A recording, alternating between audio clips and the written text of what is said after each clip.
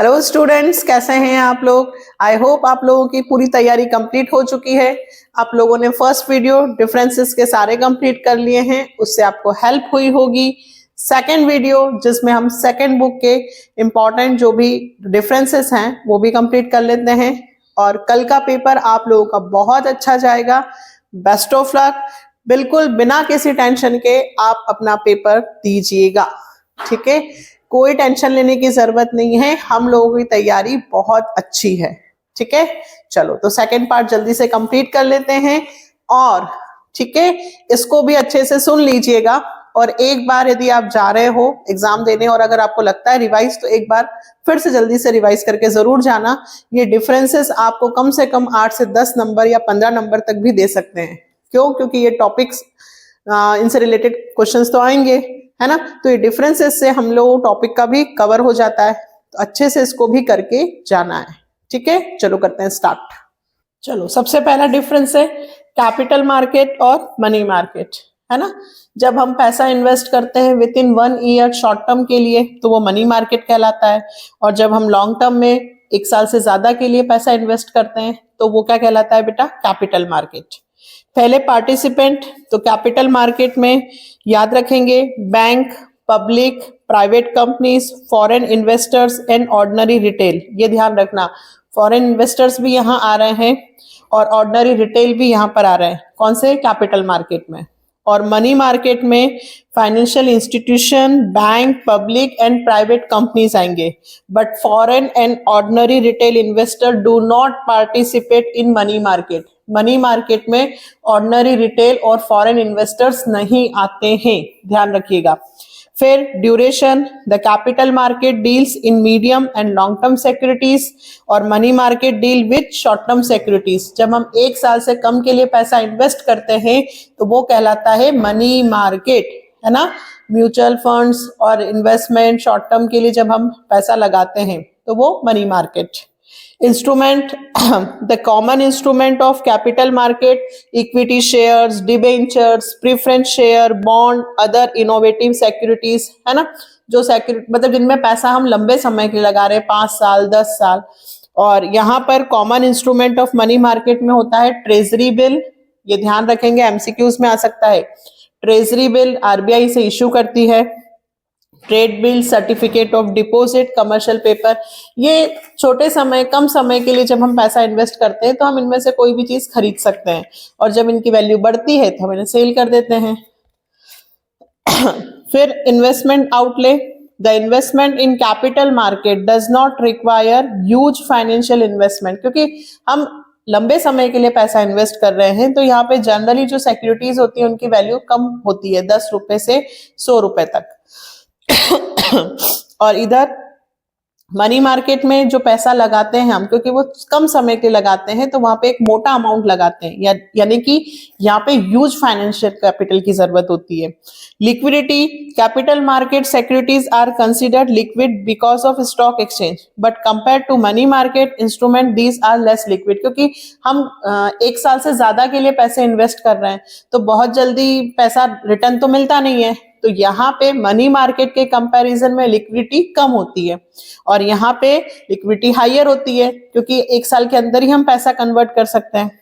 और सेफ्टी, तो the instrument of capital market are riskier in respect to return as well as respect to principal repayment as issuing company may fail, है ना। हमने लंबे समय के लिए पैसा इन्वेस्ट कर दिया 5 साल के लिए, और 5 साल में मान लो कंपनी नहीं चली, ठीक है, आपने पैसा इन्वेस्ट कर दिया, तो आपको रिटर्न मिलेगा या नहीं मिलेगा, ये श्योरिटी नहीं होती है प्रिंसिपल की, तो ये रिस्क। और यहाँ पे मनी मार्केट में रिस्क जो होती है वो कम होती है, क्योंकि आप पैसा 2 महीने 4 महीने 6 महीने के लिए लगा रहे हो, तो यहाँ पे रिस्क कम होती है। फिर एक्सपेक्टेड रिटर्न, तो expected return is higher in capital market. क्यों? क्योंकि हमने ज्यादा समय के लिए पैसा लगाया है, हमें रेगुलर हर महीने हर साल dividend, profit, interest on debenture सब मिलता है, तो यहाँ पे रिटर्न जो होता है वो ज्यादा होता है।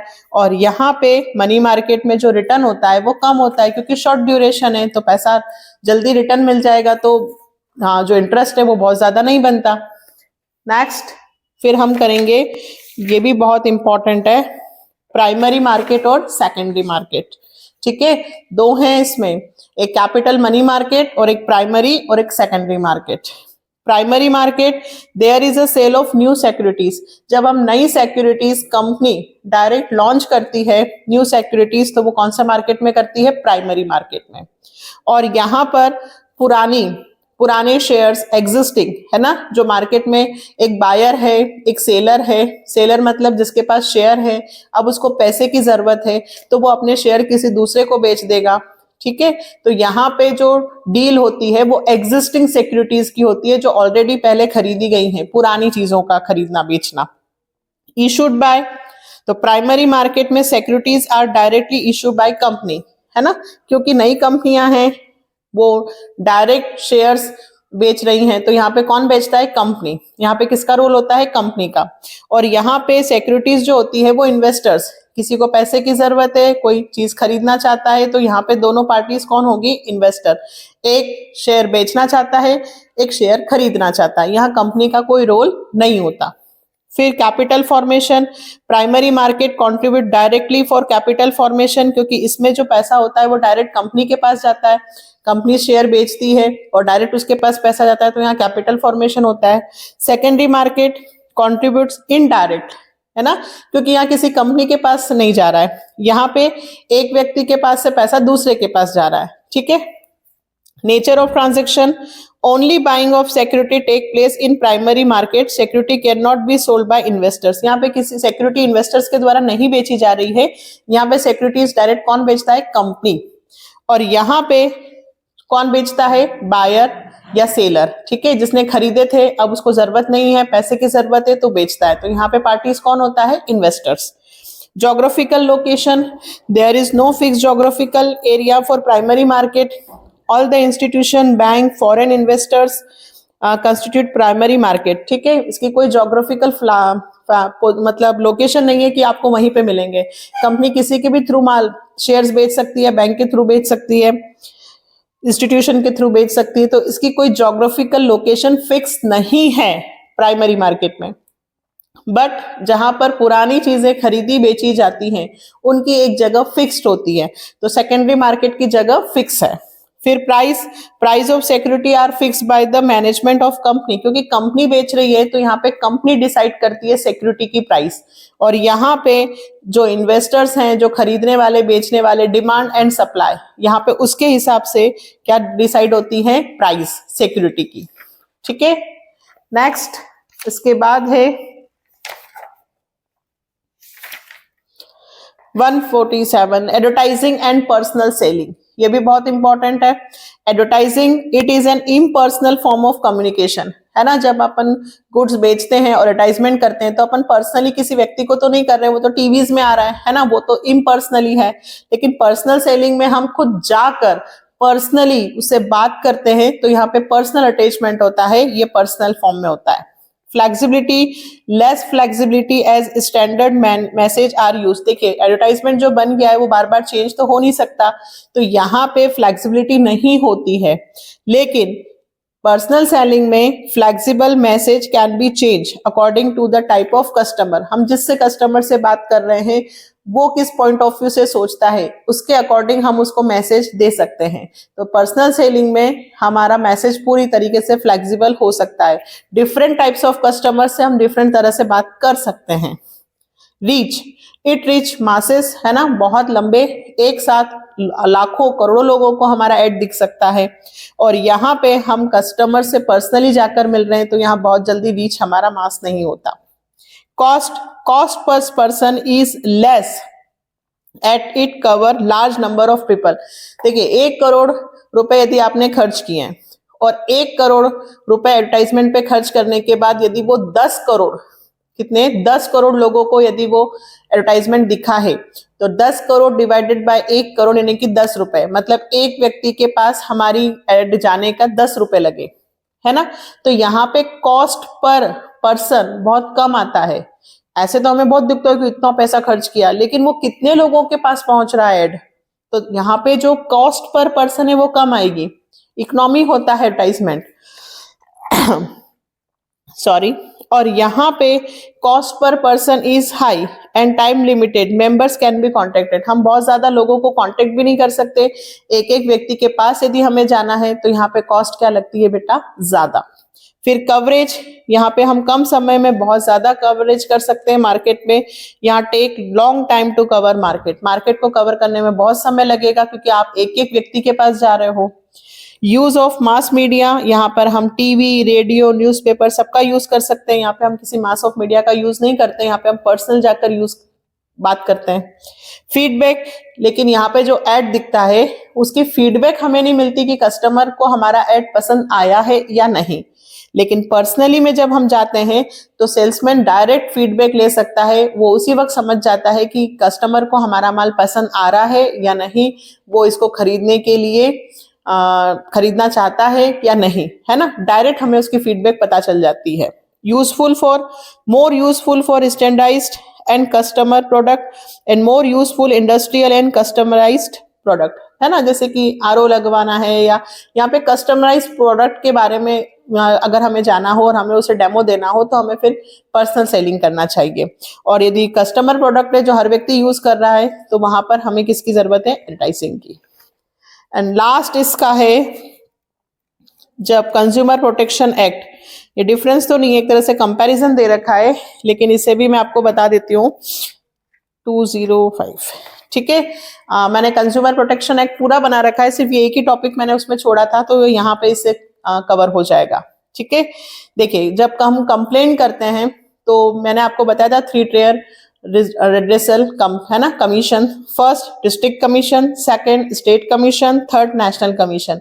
जब कस्टमर को प्रॉब्लम होती है और वो कंज्यूमर प्रोटेक्शन एक्ट में जाता है तो वो अपील जो करता है तो सबसे पहले कंपोजिशन, तो वो कहाँ कहाँ कर सकता है, डिस्ट्रिक्ट कमीशन में कर सकता है, स्टेट कमीशन में कर सकता है और नेशनल कमीशन। तो सबसे पहले हम ये पढ़ते हैं कंपोजिशन, मतलब कि इनमें कितने मेंबर्स होते हैं। ध्यान से सुनिएगा, बहुत इंपॉर्टेंट है। District commission, it consist of a president and 2 other member, ठीक है। एक तो प्रेसिडेंट होगा और 2 अलग और मेंबर होंगे। One of the member has to be women, इसमें से एक औरत होना जरूरी है, ठीक है। फिर इन consist of a president at not less than 4 other member, इसमें भी एक प्रेसिडेंट होगा और 4 लोग और उसमें भी एक वुमेन का होना कंपलसरी है। ये कंपैरिजन पढ़ रहे हैं हम, डिफरेंस नहीं है, लेकिन इस कंपैरिजन से आपको बहुत हेल्प मिलेगी।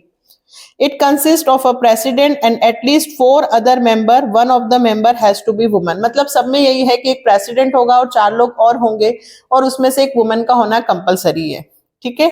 फिर बात आती है who can be a president, जो प्रेसिडेंट होगा मेन वो कौन होगा। तो डिस्ट्रिक्ट कमीशन में अ वर्किंग और रिटायर्ड जज of district court, district court का रिटायर्ड जज यहाँ पर प्रेसिडेंट बन सकता है। स्टेट कमीशन में रिटायर्ड जज of high court, high court के रिटायर्ड जज यहाँ पे प्रेसिडेंट का काम कर सकते हैं। और नेशनल कमीशन में सुप्रीम कोर्ट, ध्यान दो, डिस्ट्रिक्ट कोर्ट, हाई कोर्ट और सुप्रीम कोर्ट के जज रिटायर्ड यहाँ पे प्रेसिडेंट होंगे। फिर अपॉइंटमेंट ऑफ प्रेसिडेंट, ठीक है। प्रेसिडेंट का सिलेक्शन कैसे होता है, कैसे अपॉइंट करते हैं।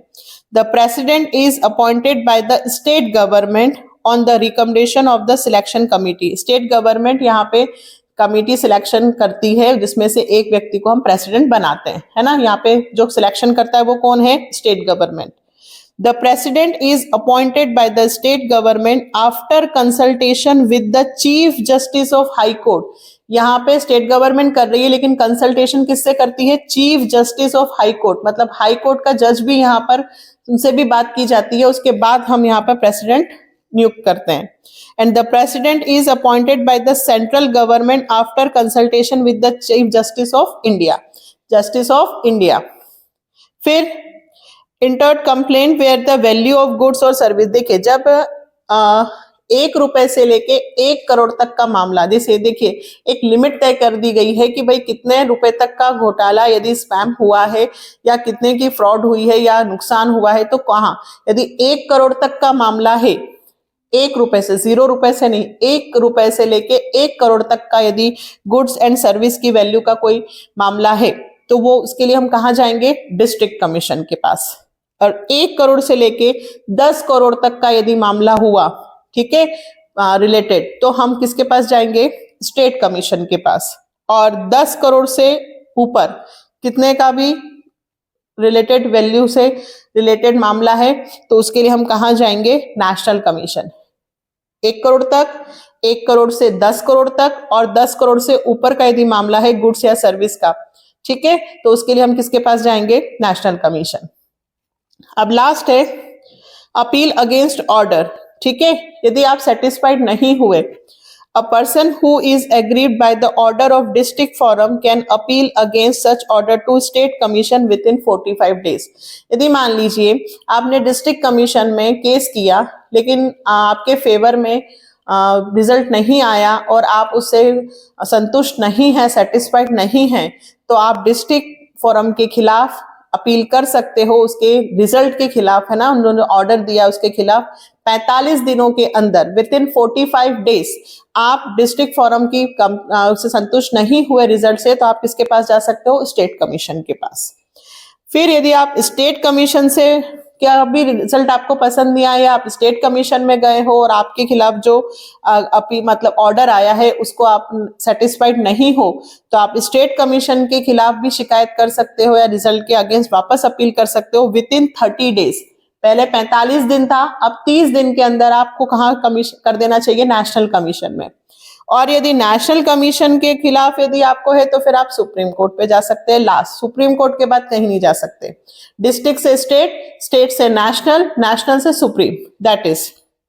और यहाँ पे सुप्रीम कोर्ट में तभी मामला जा सकता है जब वो मामला 10 करोड़ से ऊपर का हो, ये भी ध्यान रखना। अगर 10 करोड़ से नीचे का मामला है तो फिर आप नहीं जा सकोगे, लेकिन 10 करोड़ से ऊपर का यदि मामला है और आप नेशनल कमीशन से सेटिस्फाइड नहीं हो तो आप सुप्रीम कोर्ट के पास जा सकते हो, ठीक है। तो ये था आपका बेटा सेकंड बुक के इंपॉर्टेंट 4 शायद मैंने आपको बताए हैं डिफरेंसेस। एक बार इनको भी अच्छे से पढ़ लेना। और अब टेंशन लेने से कोई फायदा नहीं है। अब आपने जो भी पढ़ा है बस आप उसका रिवाइज अच्छे से करें, क्योंकि 24 घंटे भी अब आपके पास नहीं बचे हैं, ठीक है। तो टेंशन बिल्कुल नहीं लेना है, अच्छे से आपने जो भी पढ़ा है बस आप उसी को रिवाइज कर लीजिए और बिल्कुल शांत होकर, ठीक है, बी कॉन्फिडेंट होकर अपना पेपर लिखिएगा। Again best of luck. फिर मिलते हैं नेक्स्ट वीडियो इकोनॉमिक्स और अकाउंट के साथ, ठीक है। एक बार और best of luck for your exam. Bye, take care.